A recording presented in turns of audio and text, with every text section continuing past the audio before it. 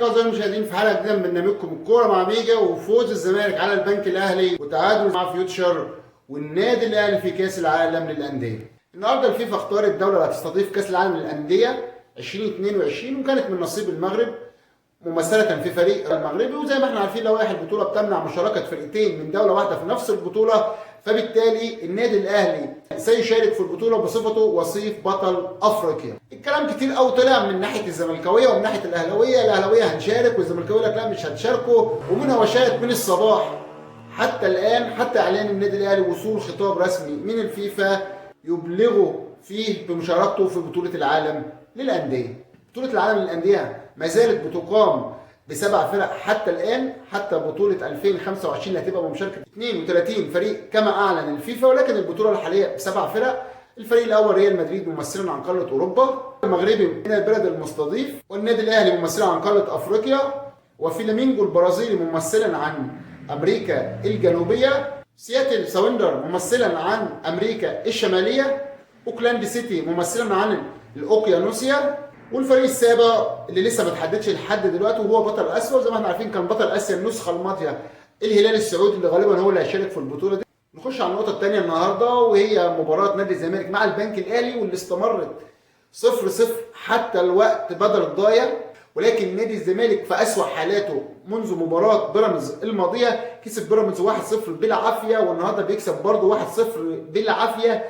مفيش حد مميز موجود على الاطلاق ظهر تقدر تقول انه لعيب مميز خلال المباراتين دول باستثناء عواد اللي انقذ مرمى الزمالك من اكتر من هدف سواء في مباراه بيراميدز او مباراه النهارده. ولكن سمه من سمات البطل انك تقدر تفوز وانت في اسوأ حالاتك، كل ده بسبب اصرار فريرا على طريقه اللعب 4-3-3.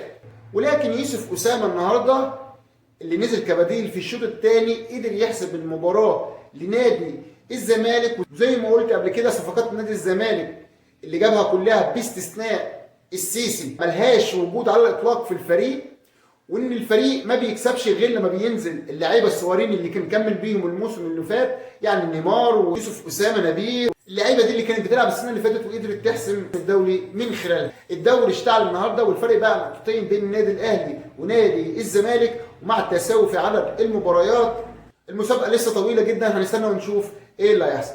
نخش على مباراتنا الثانيه النهارده وهي مباراه النادي الاهلي ونادي فيوتشر، اللي فيوتشر قدر يخطف نقطه ثمينه وغاليه جدا من النادي الاهلي ويضيع النادي الاهلي كمان نقطتين في سباق الصراع على قمه المسابقه. النادي الاهلي بدا المباراه النهارده بتبديل 6 لاعبين دفعه واحده، يعني زي ما تقول كده بيعمل روتيشن عشان المباريات اللي جايه، ولكن الروتيشن جاب نتيجه عكسيه النهارده. النادي الاهلي بدا المباراه كالعاده ضغط في كل انحاء الملعب، وفي الدقيقه 19 بيحصل عمر كمال على طرد مباشر من حكم المباراه امين عمر اللي كان من ضمن اسوأ الاشياء اللي موجوده في المباراه النهارده، وبينطرد عمر كمال. والنادي الاهلي بيستحوذ على المباراه بعد طرد عمر كمال وقدر يحرز الهدف الاول عن طريق حسين الشحات. بعد الجول النادي الاهلي حاسس انه راكب المباراه وانه بيلعب كامل وفريق اللي قباله ناقص، فبدا الاهلي بيلعب مباراه روتينيه وكانت اشبه بالتمرين حتى جاءت الدقيقه 80 والصاعقه وهدف التعادل لفيوتشر رغم النقص العددي بيقتنص به نقطه من اللقاء في ظل غفله كبيره جدا من دفاع النادي الاهلي ومحمد الشناوي، وبضغط من الفار على امين عمر حصل النادي الاهلي على ضربه جزاء في الدقيقه 90، ولكن اضحى مجدي قفشه.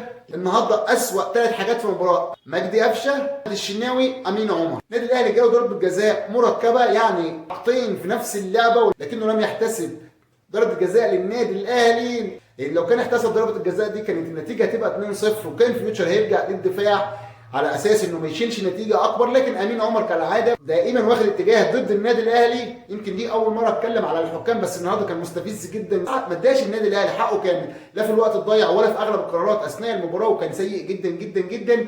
ولكن بعيدا عن حكم المباراه وبعيدا عن اي شيء، النادي الاهلي ولاعيبه النادي الاهلي هي المسؤول الاول والاخير عن هذا الاداء النهارده السيء جدا جدا جدا.